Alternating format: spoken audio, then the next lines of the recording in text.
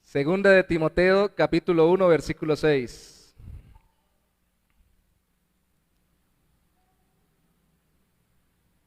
Solo leamos ese versículo en inicio para meditar sobre todo el capítulo. Dice así la palabra del Señor: por lo cual te aconsejo que avives el fuego del don de Dios que está en ti por la imposición de mis manos. Por lo cual te aconsejo que avives el fuego del don de Dios que está en ti por la imposición de mis manos. Hace un buen tiempo escuché a uno de los ministros que más tal vez se conoce por redes sociales como de sana doctrina en esta época, no es de este país, que para mí es un buen expositor de la palabra y que prácticamente yo nunca lo veo predicar o enseñar sin ánimo, sin vida, sin fuego por el Señor, ordenado pero apasionado. Fue para mí una sorpresa escuchar que él alguna vez, durante un tiempo, ya tiene decenas de años sirviendo al Señor, que durante un tiempo se sentaba a esperar el momento de predicar y estaba en el culto, sin ganas, sin ánimo, desanimado. No hay nada más terrible que estar sirviéndole al Señor sin ánimo, sin querer, ahí porque me toca. Es una experiencia terrible porque sabe uno que está metido o inmerso en la gran tarea de la extensión del reino de los cielos por la gracia del Señor, para la gloria de Él, pero como un privilegio para nosotros, y que eso no nos apasione, que estemos aburridos o desanimados, no concuerda. ¿Por qué puede pasar eso? Por muchas cosas. Eso tal vez estaba pasando con Timoteo cuando se escribe esta carta, cuando la escribe Pablo. Pablo la escribe como un ministro experimentado, pero también, según se entiende, por la misma carta y por el contexto histórico, encarcelado, y que según se entendía él mismo, cercano muy probablemente a la muerte. Y a pesar de esas circunstancias adversas, en vez de pedir que lo animen, él anima a Timoteo. No duda, a pesar de que Timoteo muy probablemente estaba no solamente tímido, sino amedrantado. No solamente tenía un carácter tranquilo, introvertido, sino que tal vez estaba temeroso y tal vez estaba con mucho, gracias hermano, con mucho temor sobre su propia vida. Tal vez porque el mismo Pablo estaba preso. La llama que en el capítulo 1, versículo 6 se dice que debemos avivar del fuego del Señor en nuestras vidas, a veces arde poco. Y como cuando estamos en medio de la noche, en un bosque húmedo, con mucho frío, y logramos encender un fuego, y ese fuego está allí librándonos de depredadores, del frío extremo, y permitiéndonos incluso poder cocinar algo, tenemos que tener cuidado de que el fuego no se apague. Y a veces para nosotros eso se vuelve tan lejano, tan distante entenderlo, porque tenemos cocinas eléctricas, bombillos eléctricos, tenemos el restaurante para comprar, pero el fuego era esencial. No solo iluminaba, sino que generaba vida, conservando la vida en medio del frío y al mismo tiempo dando la posibilidad de cocinar alimentos para poder ingerirlos y poder seguir subsistiendo.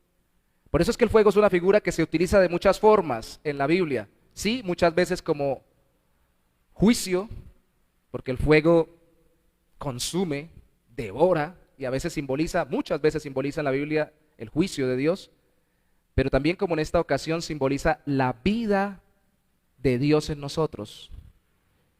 Y no cualquier vida, una vida apasionada por el Señor, que debe ser, como dice allí en el versículo 6, avivada, revivida o reavivada.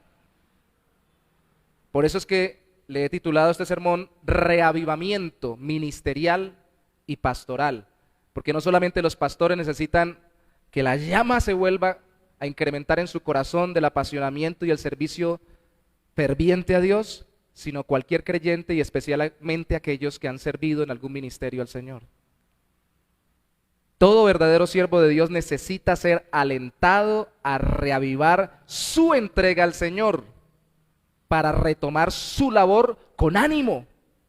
Incluso los pastores, porque aquí hay un secreto a voces que quiero comentarles, los pastores también se desaniman.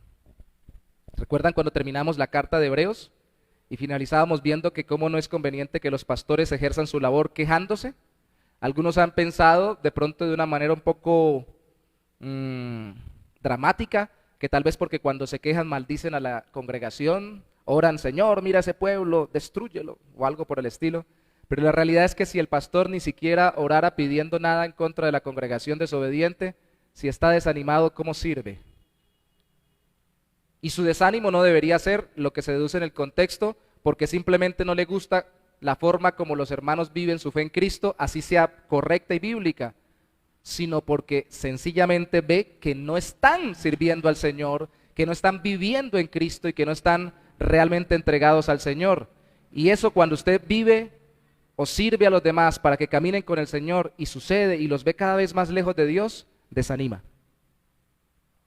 Tiende a desanimar. Pero la responsabilidad de que la llama no se apague, ¿de quién es?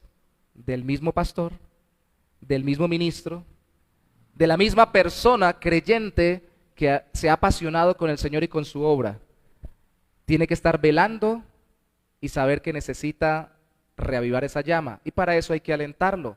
Pues vamos a ver cómo nos alienta el Señor, así como lo hizo a Timoteo a través de Pablo.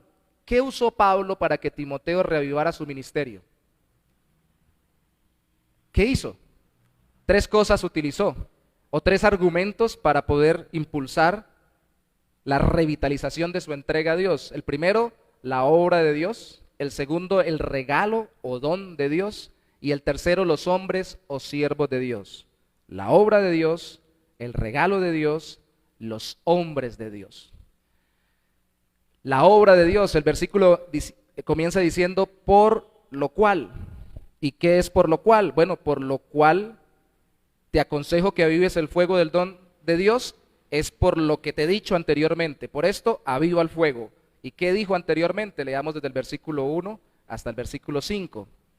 Pablo, apóstol de Jesucristo, por la voluntad de Dios, según la promesa de la vida que es en Cristo Jesús, a Timoteo, amado hijo, gracia, misericordia y paz de Dios Padre y de Jesucristo nuestro Señor. Doy gracias a Dios, al cual sirvo desde mis mayores con limpia conciencia, de que sin cesar me acuerdo de ti en mis oraciones noche y día, deseando verte al acordarme de tus lágrimas para llenarme de gozo, trayendo a la memoria la fe no fingida que hay en ti, la cual habitó primero en tu abuela Loida y en tu madre Eunice, y estoy seguro que en ti también, por lo cual te aconsejo que avives el fuego del don. La obra de Dios que nos preparó para servirle. Y esto va más allá incluso de la época desde que nos convertimos hasta el momento en que estemos desanimados y necesitemos reavivarnos. Pablo se traslada, después de saludar en el nombre del Señor presentándose, se traslada hasta incluso el tiempo en que aún no había conocido a Cristo, ni él ni Timoteo. Y si ustedes se dan cuenta de él, de Pablo y de Timoteo, habla en el versículo 3 del mismo Pablo que servía desde sus mayores con limpia conciencia. Y de Timoteo habla de la fe no fingida que hubo primero en Loida y en Eunice, su madre y su abuela.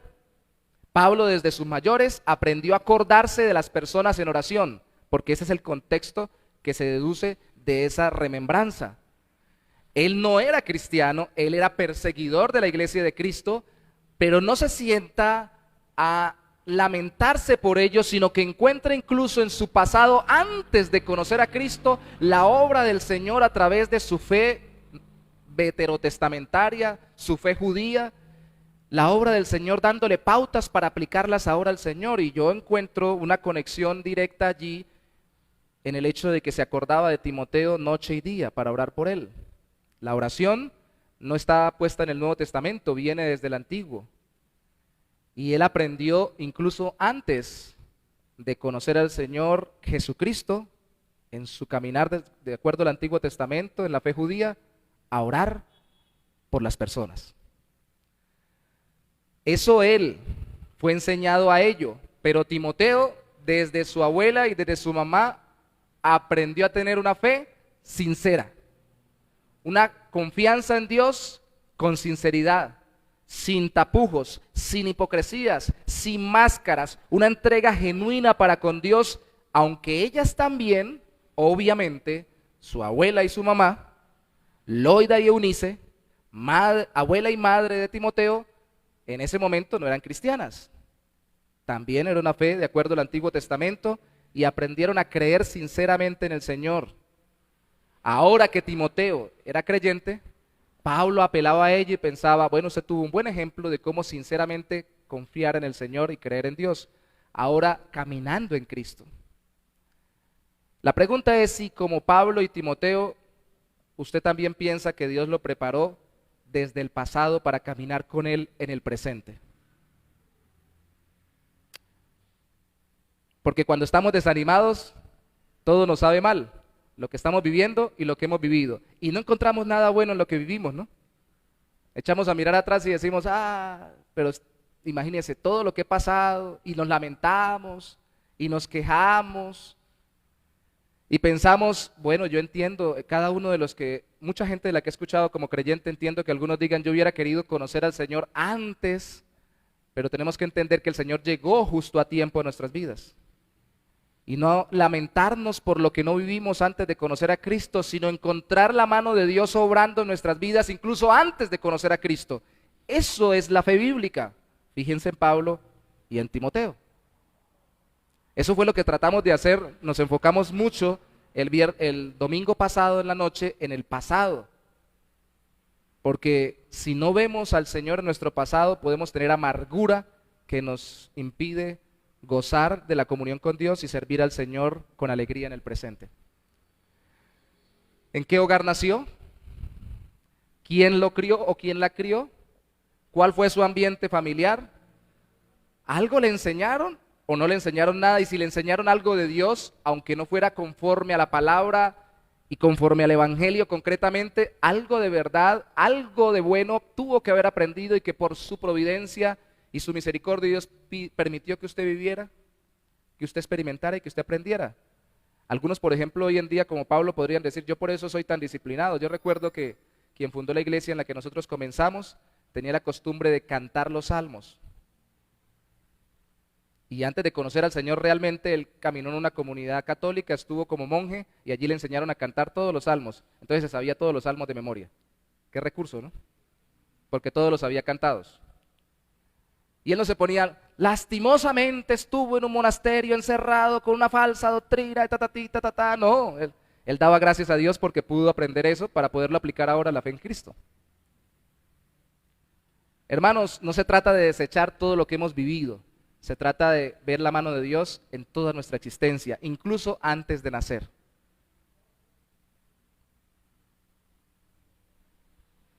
¿Cómo fuimos concebidos?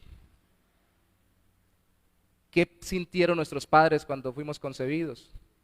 ¿Cómo fuimos recibidos? E incluso las más grandes dificultades que vivimos nos prepararon para vivir valientemente en el nombre de Jesús.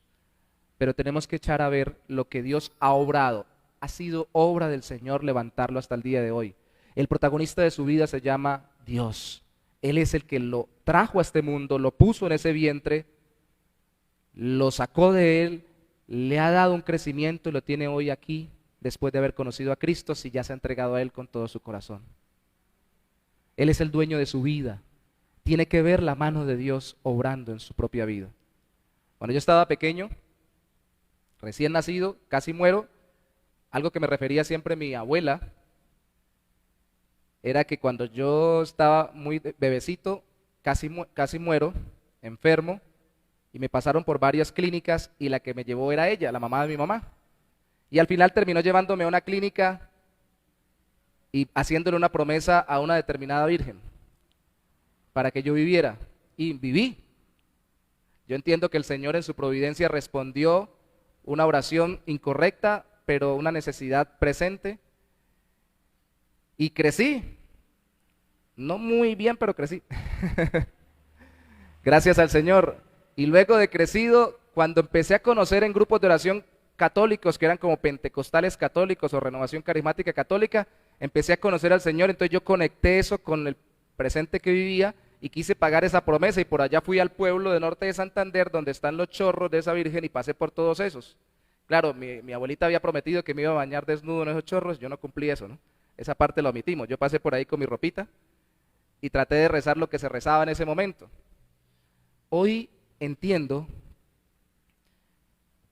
para mí, en mi corazón, que ellos, aunque no entendían la relación con Dios por medio de Cristo, sino por medio de sus santos, de sus vírgenes, entendían que no tenemos recursos si no buscamos más allá de nuestras fuerzas. Y yo entiendo que mi vida es resultado de la gracia del Señor en esta tierra. Podría no estar acá, hermanos, predicándoles o hablando con ustedes, pero Dios me ha guardado para ello. Y me enseñaron, por lo menos, con el recuerdo de eso que aconteció, que nunca nada está perdido y que siempre hay un recurso que Dios dispone más allá de nuestras fuerzas para contestarnos en medio de cualquier situación difícil. Así que no me digan a mí que no puedo orar o no puedo pedir por alguien que ya esté a punto de morirse para que se sane. Yo creo que me someto a la voluntad de Dios y si Dios quiere se lo lleva porque es su voluntad. Pero clamo a Él porque soy una respuesta de que, una demostración de que cuando Dios escucha aún las oraciones levantadas no conforme a su voluntad, ve la necesidad como Cristo veía la de la gente a su alrededor, puede conceder milagrosamente la respuesta a la necesidad humana.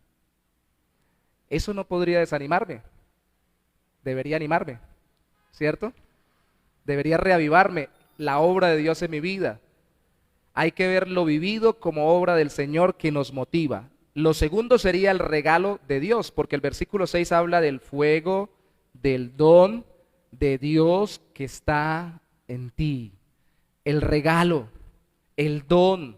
Don significa regalo. Y yo he querido dividirlo en dos, aunque viene el paquete completo. En el Espíritu Santo y el Evangelio. En el versículo 7 se nos dice, porque no nos ha dado Dios espíritu de cobardía, sino de poder, de amor y de dominio propio.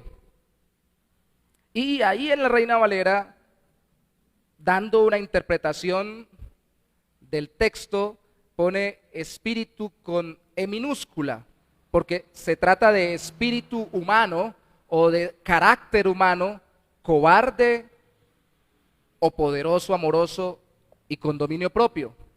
Pero pongo al Espíritu Santo porque la Biblia enseña que el único que puede transformar los corazones es el Espíritu de Dios y llenarnos de amor, gozo, paz, paciencia, benignidad, bondad, fe, mansedumbre, templanza, cosas contra las cuales no hay ley.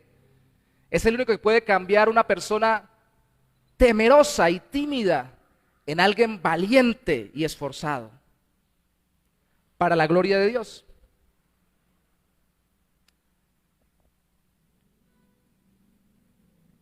Realmente no hay limitantes. Yo recuerdo que algunos pastores han dicho, yo he recibido personas que me dicen, hermano, lo que pasa es que yo soy así temperamental y cuando yo me enojo no hay quien me contenga.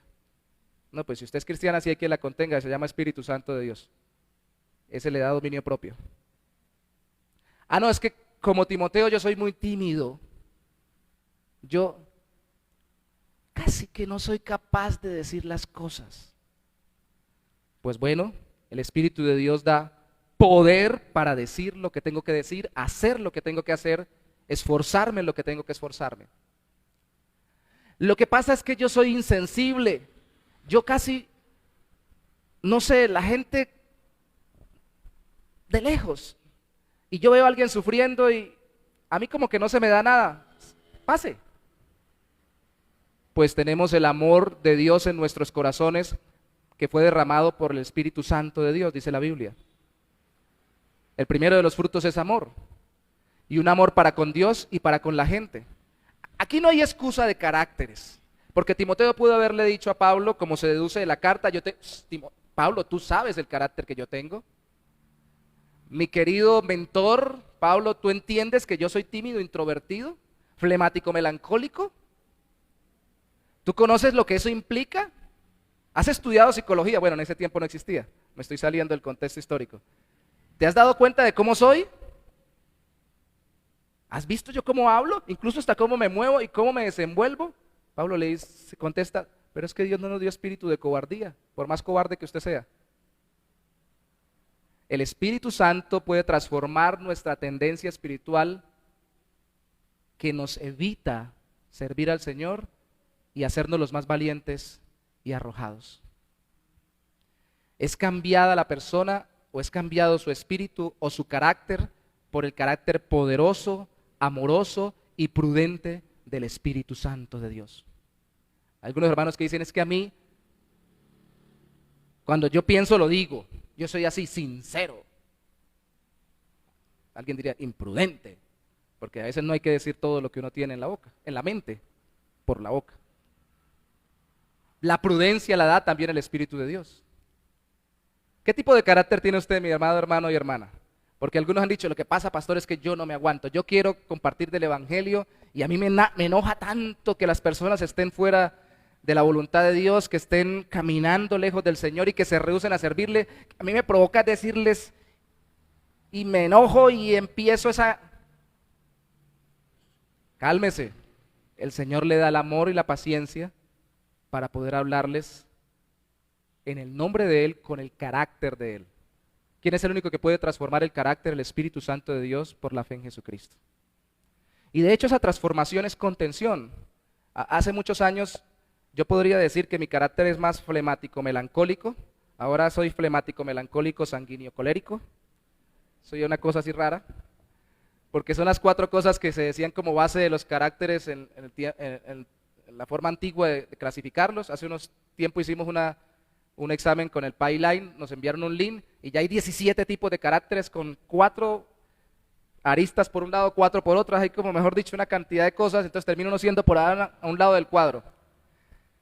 Pero hace años, entendiendo que yo era muy retraído y tímido, hace años y que tiendo a ser más flemático, melancólico, hace años cuando estaban haciendo un curso del SENA, nos hicieron unos exámenes de cuadro, perfil psicológico, como de cientos de preguntas, eran 3 o 4 grupos de preguntas y al final, como en un plano cartesiano, salía la arista Y y la X, o perdón, el eje Y y el eje X, y los 4 cuadros que quedaban eran los 4 tendencias de temperamento, y al final ubicaba uno el puntico con el resultado, sumando, restando todas las respuestas en uno de esos lugares.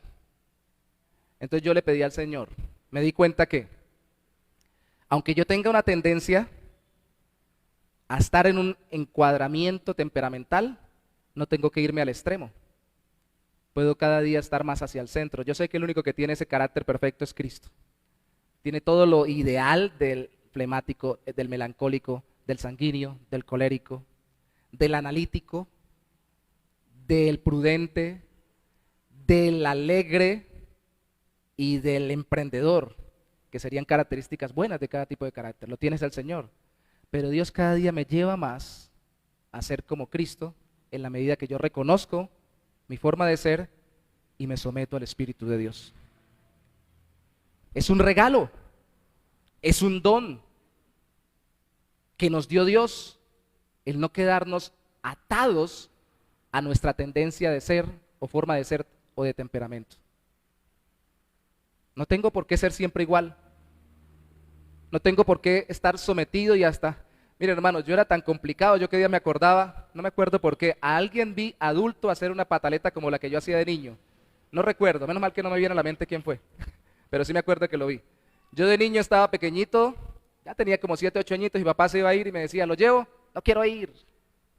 ¿Lo llevo? Que no quiero ir. Y lloraba, porque no quiero ir. Entonces, bueno, listo, iba saliendo ya por la puerta y decía, ahora sí quiero ir, sí quiero ir. Decía, pues entonces vamos. No, ya no quiero ir, ya no quiero ir. Así me la pasaba. Qué cosa tan complicada, ¿no? Y yo me acuerdo hoy de esos episodios y a veces me pesco haciendo eso, pero internamente, ¿no? Y tengo que venir a la presencia del Señor. Qué pataletudo y qué caprichoso. En mis pensamientos, porque sobre todo era internamente, no lo manifestaba externamente con groserías o con otro tipo de cosas como otros lo manifiestan, pero eso no significa que no hubiera una lucha en mi corazón.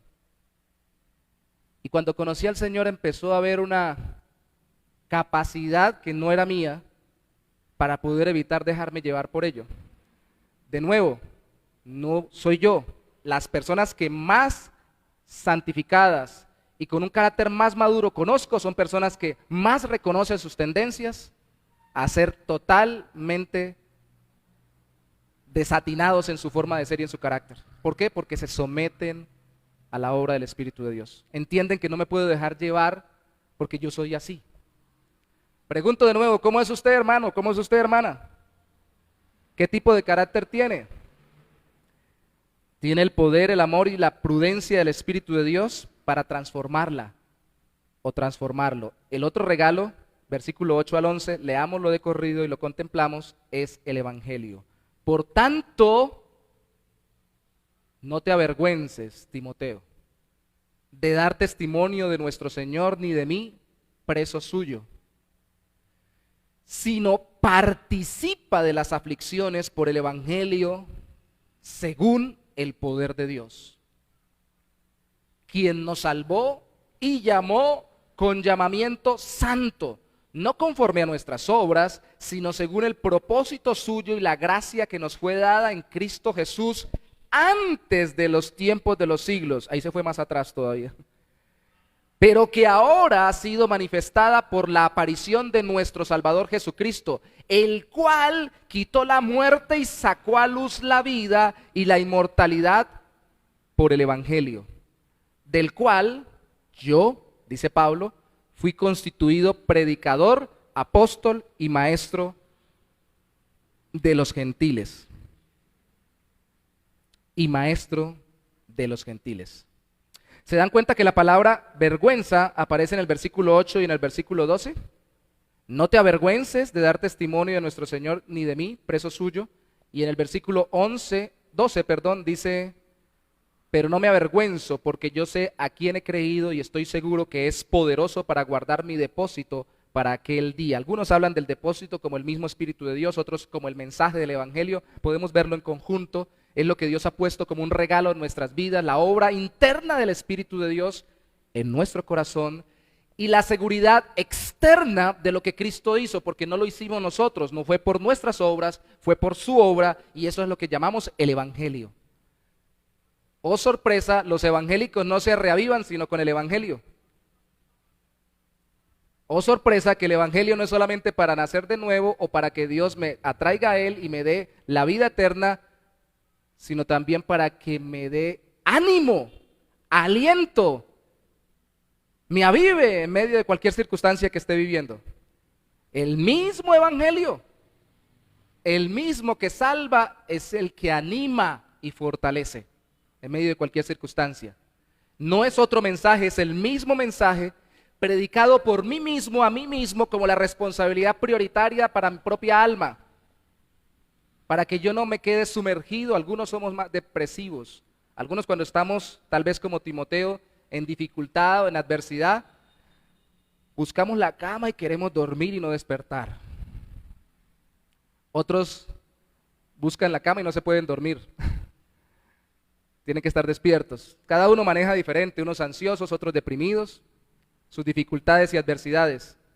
Entonces, ¿en qué tengo que meditar? ¿En el problema? ¿En qué tengo que pensar? ¿En que Pablo está preso? ¿Que eso tenía que pensar Timoteo? ¿Y que tal vez también yo sea preso? Y que cuando habla ahí de vergüenza no está hablando de que Timoteo no fuera un creyente verdadero, sino tal vez era el retraimiento de hacer lo que Dios me ha mandado a hacer con mayor temor por el ser humano que temor reverente por Dios para hacer su voluntad. Hay un libro, bueno, por ahí estuve hojeando que unos hermanos nos recomendaron y por ahí reenvié una frase en las redes, cuando la gente es grande y Dios es pequeño. Es todo lo contrario de lo que Dios quiere que hagamos. Cuando estoy desanimado es porque la persona que me atormenta, las personas que me avergüenzan, que se mofan de mí, o que me van a perseguir, o que me van a hacer daño, son más grandes que Dios. ¿Y cómo veo a Dios más grande que toda esa gente? Cuando miro el Evangelio y veo a Cristo, mi Salvador, viviendo por mí la vida que no pude vivir, muriendo en mi lugar la muerte eterna que debía pagar en el infierno y resucitando al tercer día para darme vida eterna. Y eso fue planeado no incluso desde que estaba en el vientre materno, como hablábamos hace un rato, fue planeado desde antes de los tiempos. Si eso no anima, ¿qué anima? Si eso no levanta el ánimo y apasiona para servir al Señor, ¿qué apasiona? El Evangelio nos libra de la vergüenza, porque resulta que la vergüenza nos lleva, o el miedo a la gente, nos lleva a no hablar de Cristo. Así que, oh sorpresa, cuando dejo de ejercer mi vida de servicio al Señor, de servir a Dios en cualquier área que Dios me haya llamado, la solución está en dar testimonio de Cristo o presentar el Evangelio. Porque dice, no te avergüences, versículo 8, de dar testimonio de nuestro Señor, ni de mí preso suyo. ¿Cómo yo venzo esa vergüenza? Presentando a Cristo.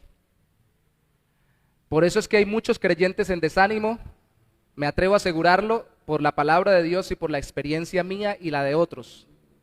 Porque se les olvidó que es una disciplina espiritual, como lo veíamos a las 9 de la mañana en nuestra escuela bíblica, el presentar el Evangelio. Una sana costumbre, buscar deliberadamente quien no conoce del Señor para presentarle al Señor. Primeramente con mi testimonio y mi relación con esa persona y luego con mis palabras, claramente mostrándole a Cristo. En mi vida, pero sobre todo en el Evangelio, en la palabra de Dios. Cuando dejamos de hacer eso, el ánimo cristiano, el animómetro se baja. Yo me acuerdo cuando antiguamente había un programa en Colombia de un hombre que ya falleció, que tenían un aplausómetro.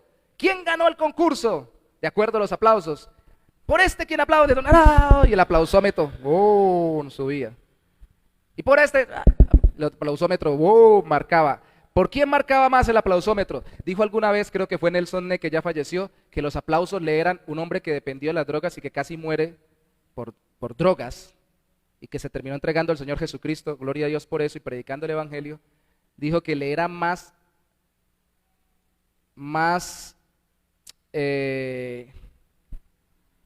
lo dopaba más o lo drogaba más los aplausos de la gente que la misma heroína y que todas las drogas que había probado.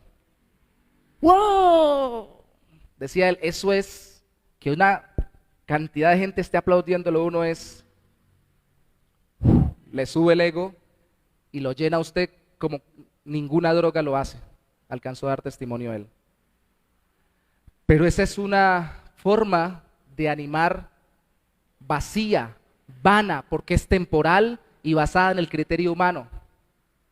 No quiere decir que no felicitemos y elogiemos a aquellos que hacen bien la labor en el Señor, simplemente viviendo fielmente al Señor. No tiene que ser el ministro, el predicador, el evangelista a las naciones o el misionero. Solo siendo fiel al Señor, hermano, qué bien, me alegra que usted haya podido ser fiel al Señor en este día que tuvo tantas pruebas y dificultades. Vamos a orar juntos y le damos gracias al Señor por eso. Hay que hacerlo, hay que animarlos, como Pablo lo está haciendo aquí con Timoteo. No se trata de eso, se trata de que cuando alguien me anime, ya vamos que ese es el tercer punto a él, primeramente yo soy responsable de ser animado por la obra que hizo Cristo por mí.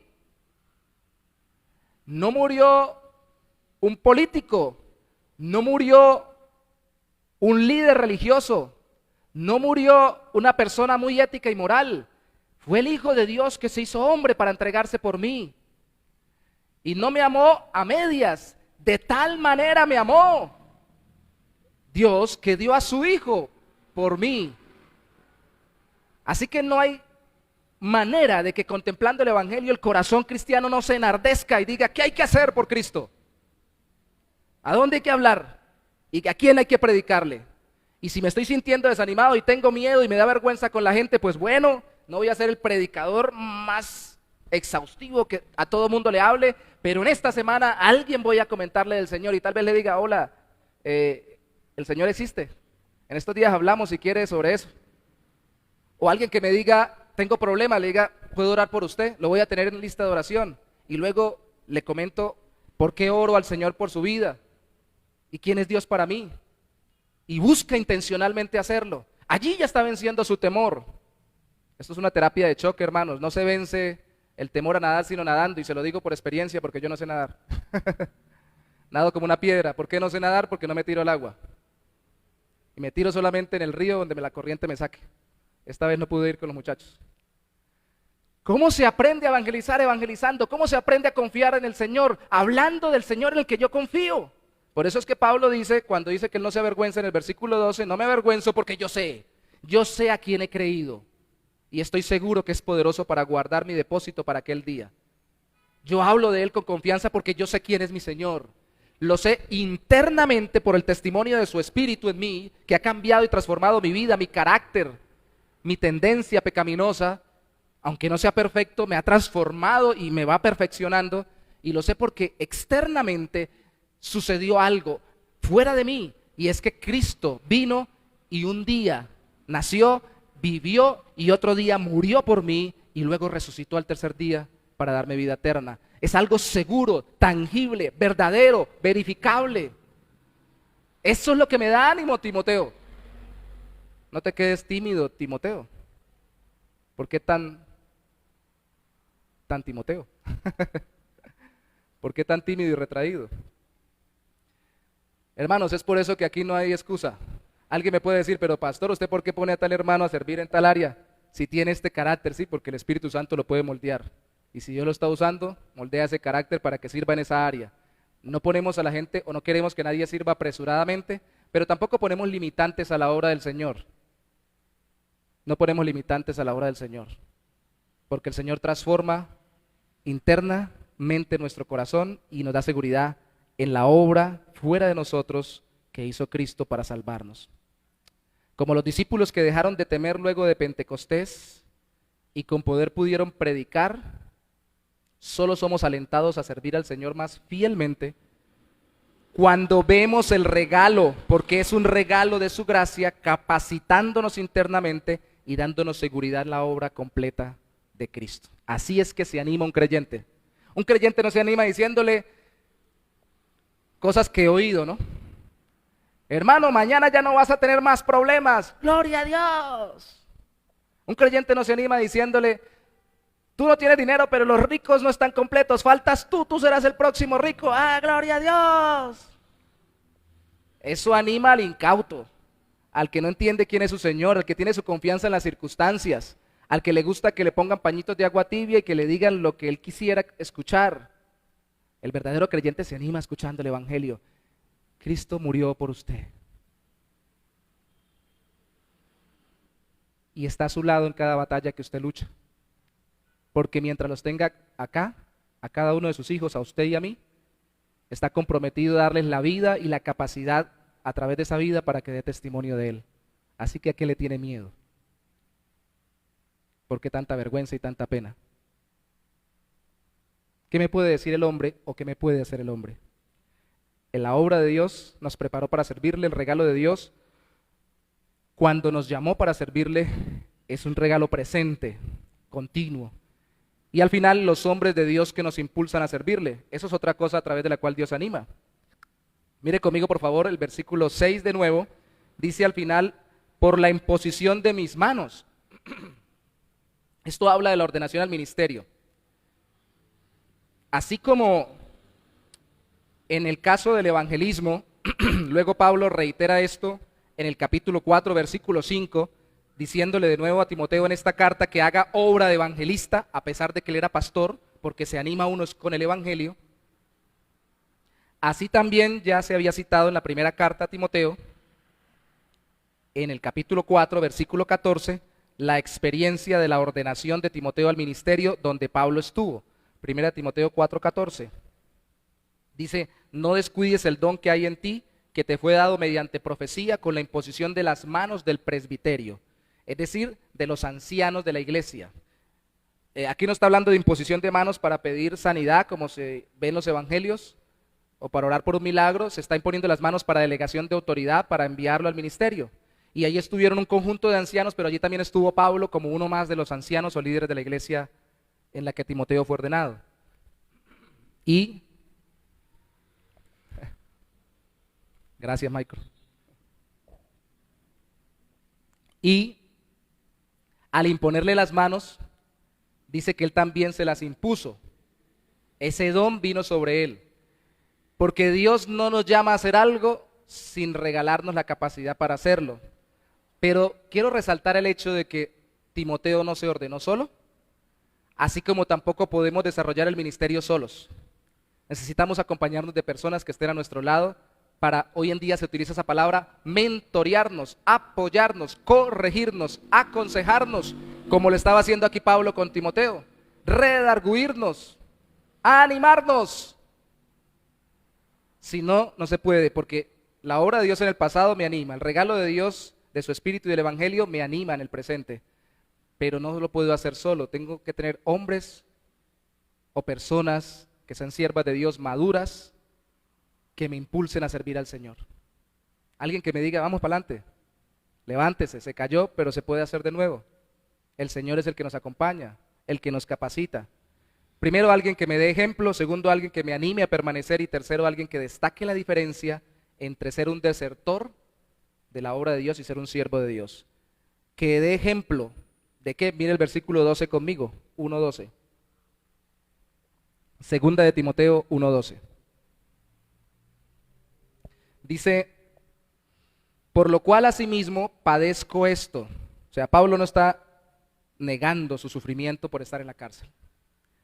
Pero no me avergüenzo, porque yo sé a quién he creído y estoy seguro que es poderoso para guardar mi depósito para aquel día.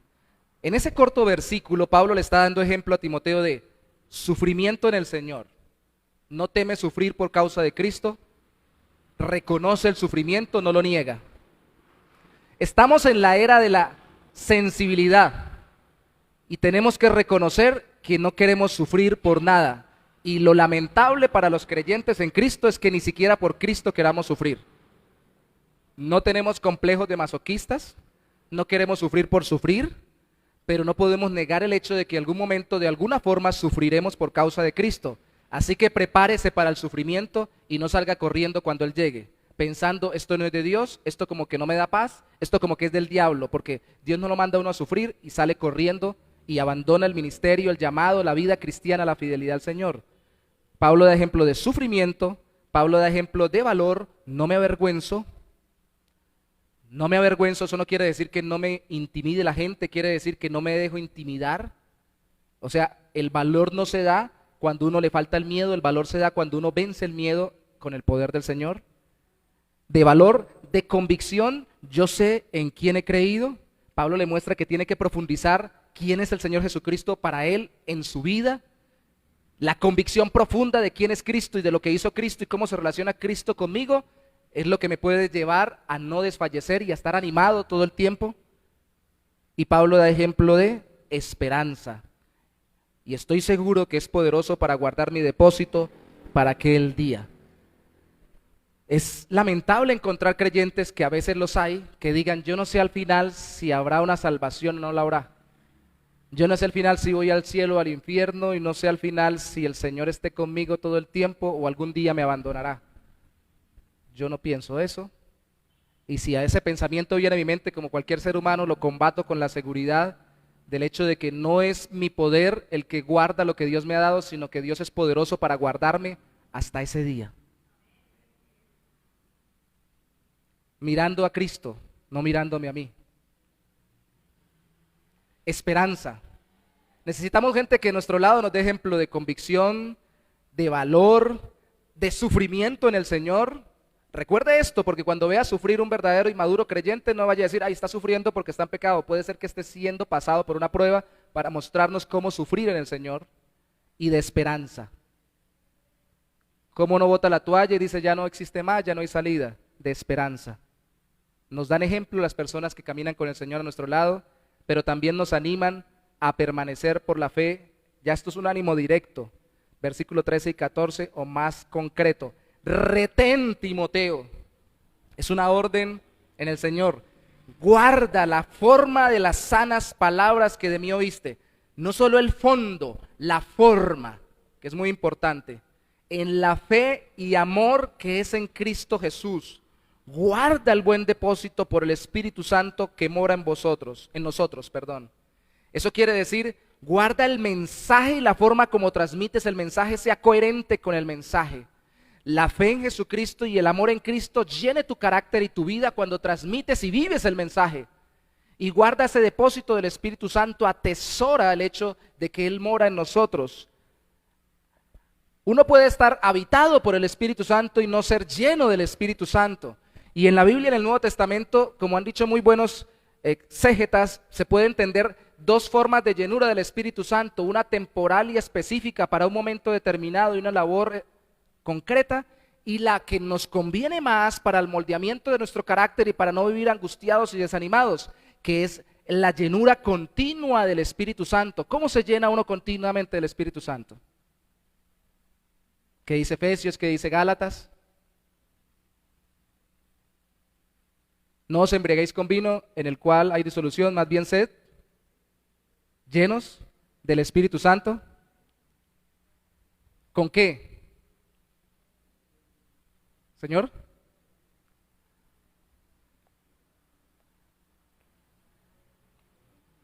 Hablando, exhortándoos con la palabra de Dios, ¿sí o no? Cantando himnos, salmos y cánticos espirituales. ¿No es así? Necesitamos la congregación para que nos hablen la palabra. Hoy Michael estaba cantando canciones muy hermosas, los hermanos estaban acompañándolo con la música, todo el ministerio estaba cantando y estaba diciendo cosas que nos estimulan y nos animan en el Señor a servirle. De hecho cantó, heme aquí, envíame a mí. El pastor anterior se ríe cuando yo le digo que alguna vez escuché que los cristianos muchas veces no decimos mentiras, pero a veces sí las cantamos. Heme aquí, Señor, envíame a mí.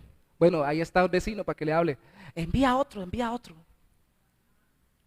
Así como Moisés, ahí está Aarón.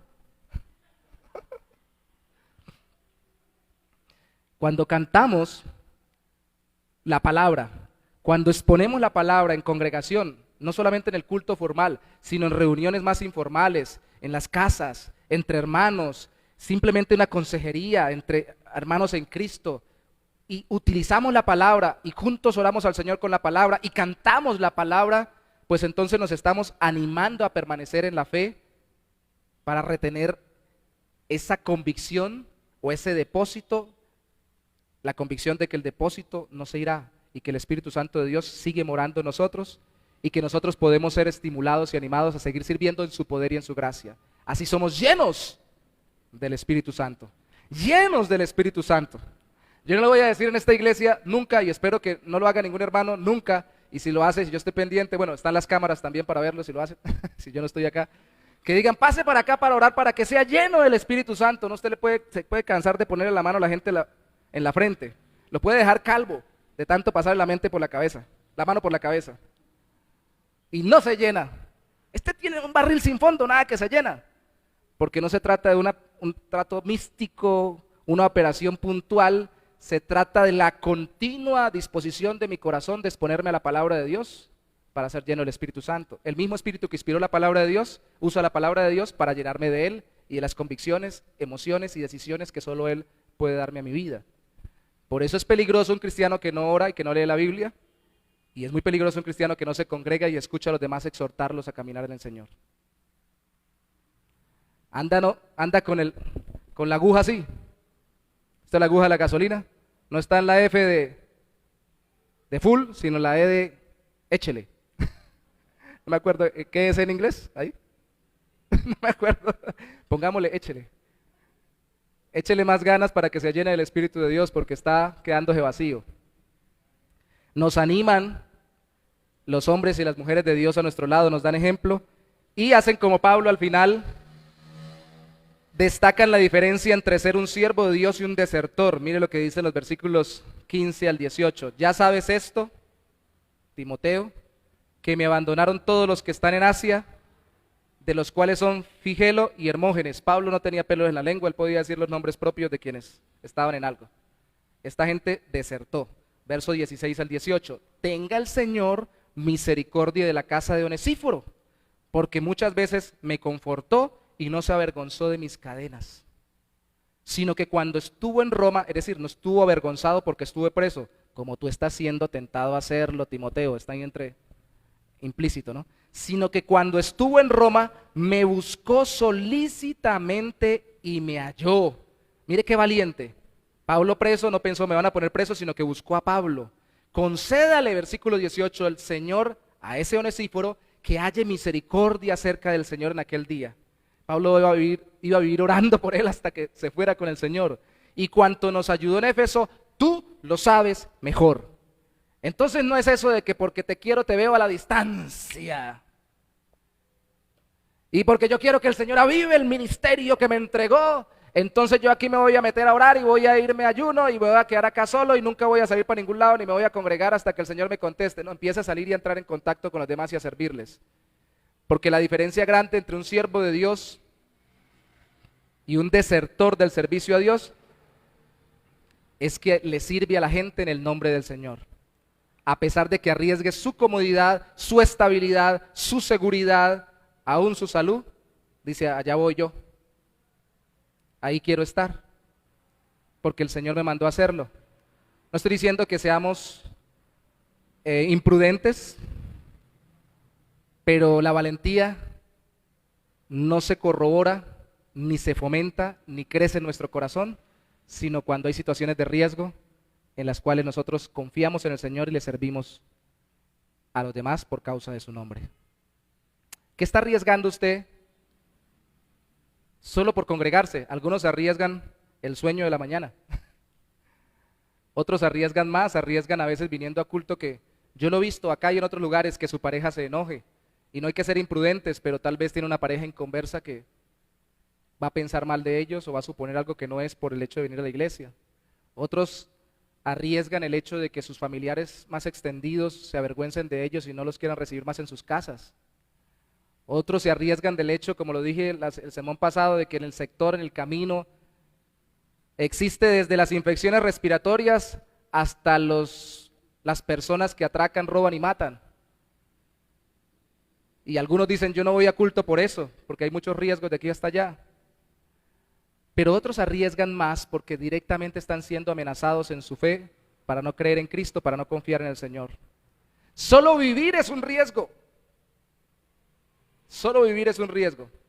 Entonces, que ustedes estén aquí congregándose en el Señor, los felicito y le doy las gracias a Él por poner eso en sus corazones.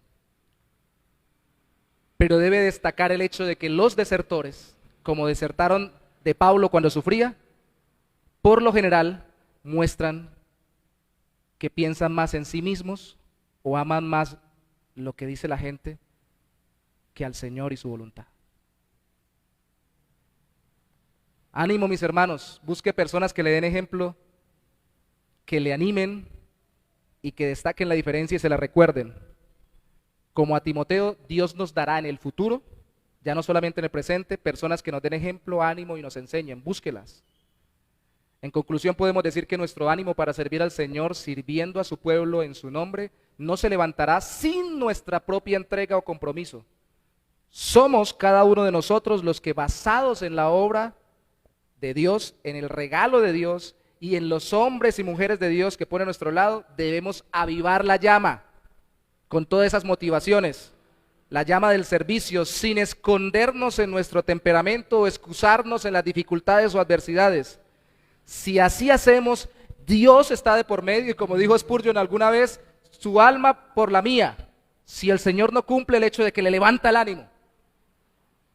Si el Señor no le levanta el ánimo con esto que dice Pablo, yo me arriesgo, en el buen sentido de la palabra, en mi propio corazón a decir, entonces Dios no es Dios. Pero porque Dios es Dios y está comprometido con su reino y su evangelio, si usted se centra en ver la obra de Él en su vida, si usted se centra en el evangelio, en la obra del Espíritu Santo en su corazón, se llena del Espíritu de Dios conforme dice la palabra y busca personas que lo animen, lo corrijan, lo exhorten y le enseñen, va a ser levantado y animado. No espere simplemente que una vigilia lo levante, no espere simplemente que un ayuno lo levante, o que un evento puntual lo levante, o una sola predicación, ni siquiera esta lo levante.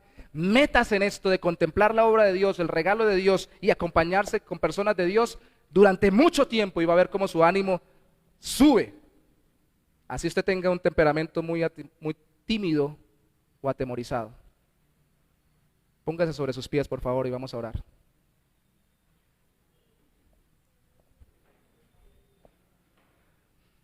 Padre, gracias. Tú sabes, Señor, tú sabes del temperamento y las características de personalidad de cada uno de nosotros. Tú sí que sabes. Como dijo alguien alguna vez, hay hermanos flauta y hay hermanos trompeta. Hay creyentes más tranquilos y otros más fogosos de temperamento. Unos tenemos unas debilidades, otros otras, pero todos tenemos el mismo Señor, el mismo Evangelio y el mismo Espíritu Santo.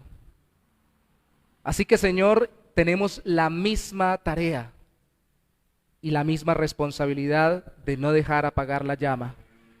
Al fin y al cabo eres tú quien preserva la llama más tenue por tu gracia y por la obra de Cristo hasta el final. Pero en tu soberanía has determinado usarnos a nosotros mismos para soplar sobre ella y no dejar que nuestro corazón desfallezca por las dificultades, necesidades, temores, persecuciones, enfermedades, conflictos o por nuestro propio carácter. ¿Quién soy yo para poner, Señor, mi carácter como excusa delante de ti? Moisés dijo, ¿quién soy yo para ir? Hoy debemos decir, entendiendo el episodio de Moisés, ¿quién soy yo para no ir?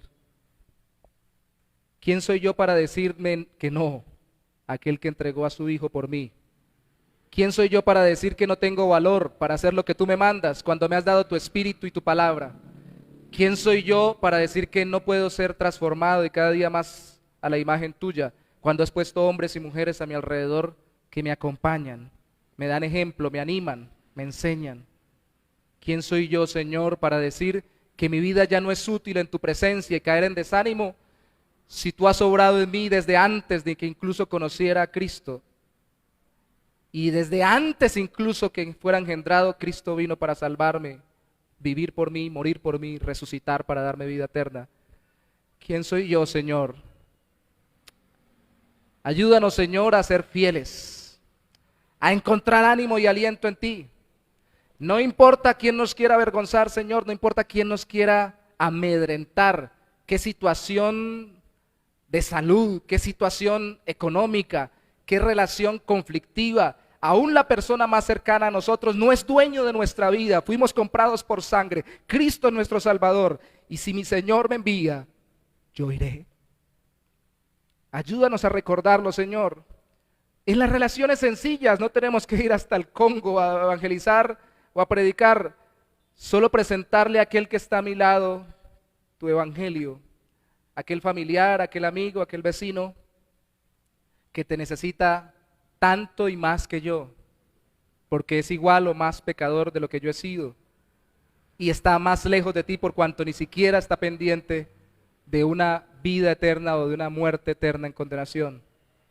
Ayúdanos, Señor, que esta iglesia no tenga el evangelismo como programa puntual para realizar en cada campaña o en cada tiempo, aunque las hagamos, sino que esas campañas puntuales sean reflejo de la vida cotidiana de tus hijos que buscan la oportunidad para predicarte y que mantienen la llama encendida del fuego de tu presencia, del regalo de tu gracia en nuestras vidas, de tu obra a través del ministerio. No solamente el pastor, todos y cada uno hemos sido llamados a ser ministros, siervos tuyos para la gloria de tu nombre. Te damos gracias en esta mañana, te bendecimos y te damos toda la gloria en el nombre de Jesús. Amén y amén.